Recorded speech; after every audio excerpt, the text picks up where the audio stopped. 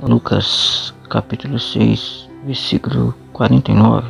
Quando eu estava refletindo essa palavra, eu fiz duas perguntas para mim mesmo: quem sou eu e qual a minha casa? Agora os irmãos vão entender por que eu fiz essa pergunta para mim. Lá em Lucas, no capítulo 6, verso 36, diz assim: e por que me clamais Senhor, Senhor, e não fazeis o que eu digo?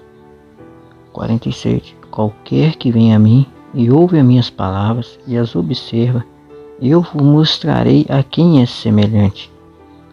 É semelhante a um homem que edificou uma casa, e cavou e abriu bem fundo, e pôs o alicerce sobre a rocha, e vindo a enchente, bateu com ímpeto a corrente naquela casa, e não a pôde abalar, porque estava fundada sobre a rocha.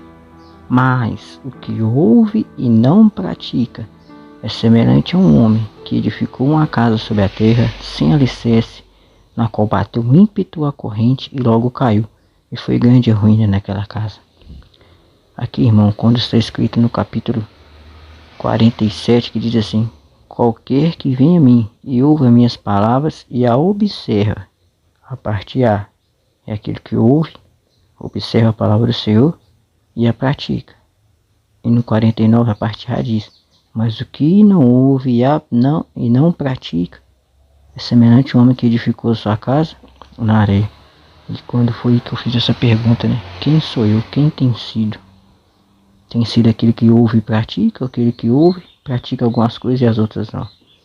E quando eu fiz aquela pergunta também, qual tem sido a minha casa? Tem sido feita na rocha? Tem sido feita na areia?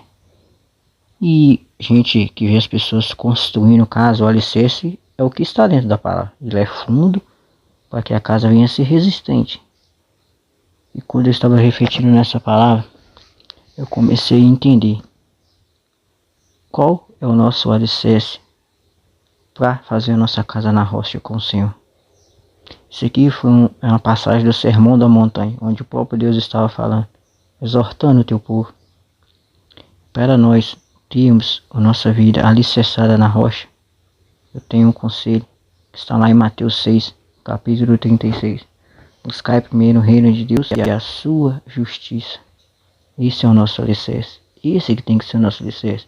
Porque quando estivermos fazendo isso e praticando o que está dentro da palavra do Senhor, vamos ser esse homem que está aqui no capítulo 48.